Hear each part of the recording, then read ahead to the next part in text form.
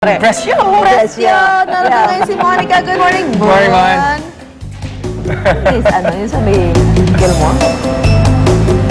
Hi guys! Good morning! Good morning din po mga kapuso. Tama yung sinabi nyo, 103 days na nga lang at Christmas na. Kaya mausapang Christmas decors pa rin tayo dito sa unang hirit. Dito nga po yan sa Gilmore Street sa Barangay Valencia, Quezon City. At kita nyo naman, iba't ibang klase mga Christmas decors ang tinitinda dito. Pero mostly talaga na nga mabibili dito ay yung mga outdoor Christmas decors o yung mga nilalagay natin sa labas ng ating bahay. Now the question is, ano nga ba yung mga dapat i-consider sa pagpili ng mga outdoor decors at paano natin malalaman kung yung mga decors natin ay bagay sa labas ng ating bahay. At para tulungan tayong alamin yan, kasama natin ngayon si Miss May Rodrigo, isang interior designer. Good morning po, ma'am. Welcome po sa unang hirit. Now, ma'am, paano po malalaman if yung mga Christmas decors ay actually appropriate for outdoor? Mga malalaking decors sa bahay. So the size, kailangan, unang-una i-consider, kailangan malaki siya para makikita po siya, ma'am. Now, bukod po doon, At depende rin sa material na gamit. Pag sa labas ay gagamit tayo ng mga waterproof na materials at saka yung mambibigat.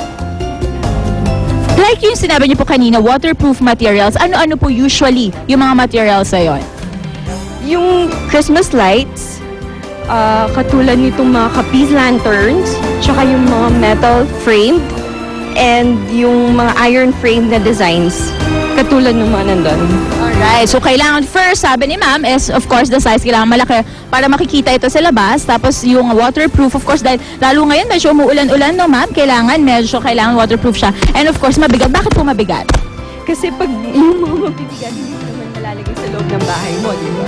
So yung mga mabibigat, at least yun, pwede sa kahit anong kondisyon ng weather.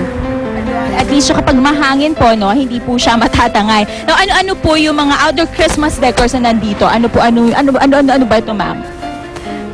Unahin natin itong mga metal frame at saka iron frame. Tapos meron din kapis lanterns. And meron din silang mga plastic lanterns.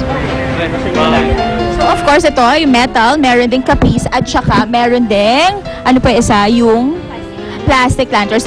Lahat po ito bagay sa labas ng ating bahay. Sa theme, sa tema na gusto, and sa budget. Yun. Now, speaking of budget po, usually how much po ba ang range ng mga outdoor decors?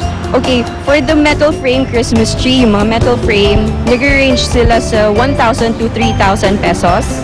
Yung kapis lanterns, nasa 80 pesos. Yung mga malalaki namang lanterns, nasa 2,500.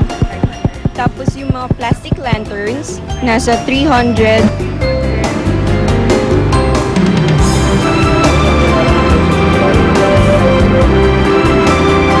That is because of the material used ba, ma'am? Yeah, that's right. Alright. Na ano po yung mga dapat tandaan sa paggamit ng mga outdoor decors? Ano po yung mga tips para ito ay alagaan?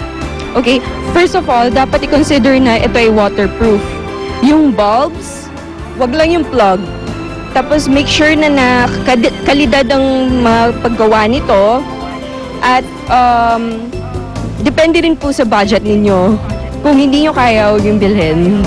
Ito, ma'am, ako personal question ko ito. Kasi usually pag naglalagay tayo ng mga outdoor decors, no? At kapag umulan po, dapat po ba ito ay itatanggalin muna? Or okay lang na nakahang siya doon? Okay lang na nakahang. Oo. Kasi waterproof naman sila, di ba?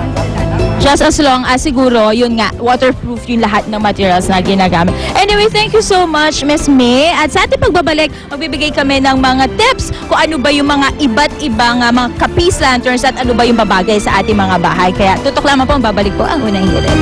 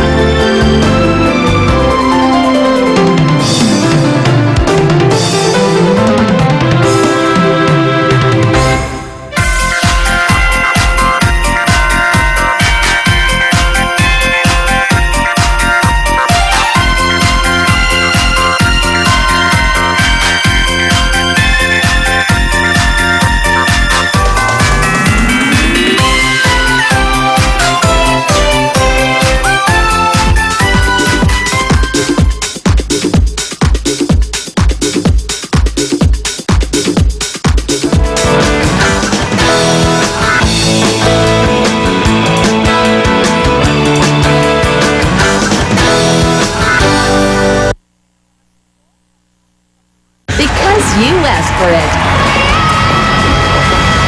We're bringing it to Manila for 2 nights, back-to-back. American Idol Live Tour, happening September 20 and 21 at the Araneta Coliseum. Don't miss the chance to see Casey, Haley, Jacob, James, Lauren, Naima, Paul, Pia, Scotty, Stefano, and Thea as they wrap up their world tour in Manila 2 nights in a row. American Idol Live Tour. Get your tickets now. Kita-kita tayo sa World Trade Center para sa Go Negosyo Young Entrepreneur Summit. Ma-inspire at matuto mula sa mga magagaling na negosyante at speakers. Maraming seminars at mga negosyo exhibit. Young Entrepreneur Summit, the power to move up! Manila presents Asia to the World